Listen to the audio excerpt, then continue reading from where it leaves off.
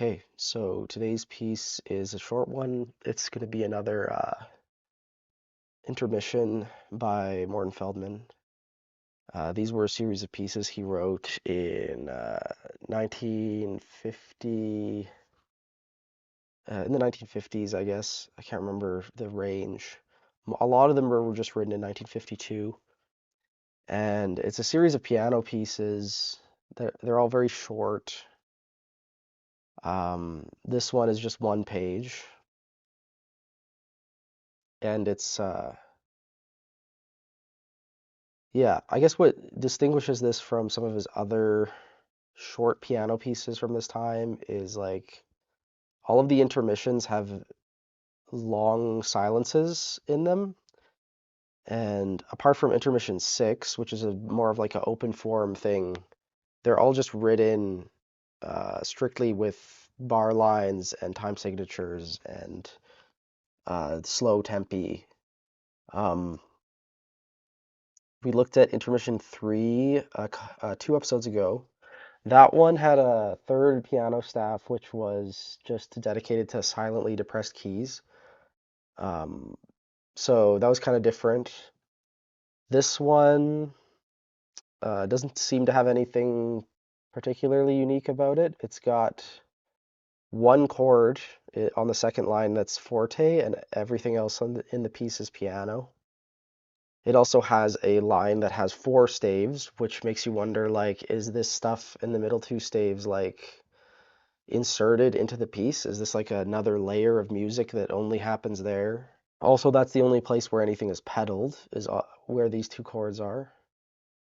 Uh, I guess it poses an interesting idea. Like, once you have these four staves and you go back down to two, which two staves is it? You know what I mean? Is it like we have this B flat on the inner two? Is it the inner two staves are there at the end, or are we back to the outer ones? Or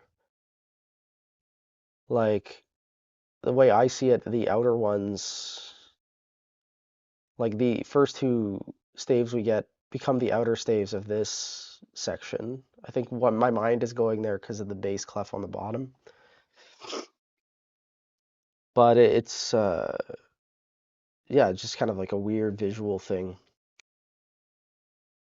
We've been doing a lot of Feldman pieces. If you don't know much about the New York school, they're all like influenced by abstract expressionist painters. So one sort of through line with Feldman's stuff is how things appear visually on the page is very important, and often he'll break notation conventions to sort of explore a visual presentation of music. Um, and I think this is a very simple example. He's playing with a number of staves, um, but everything else that he's doing with the notation is very normal. Um, So yeah, we'll have a listen to this. It's like a minute of music, and then I'll let you know my thoughts. Um, all of these pieces, by the way, are published by C.F. Peters. Um, it's not hard to find recordings of any of them.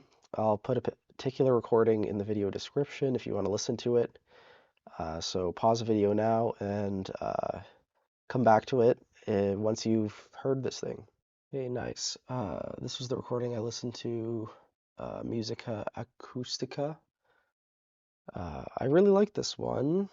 I know I say that about everything, but yeah, it has a very clear climax and it kind of tells a story. I like how much longer the silences are after this big moment on the third line.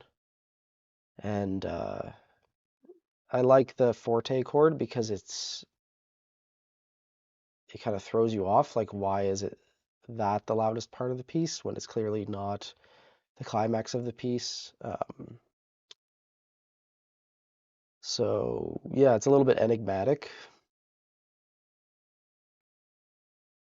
Uh, yeah, I mean, all of these intermissions are kind of interesting because you could very easily put them on a single program, and I think it wouldn't even be very long.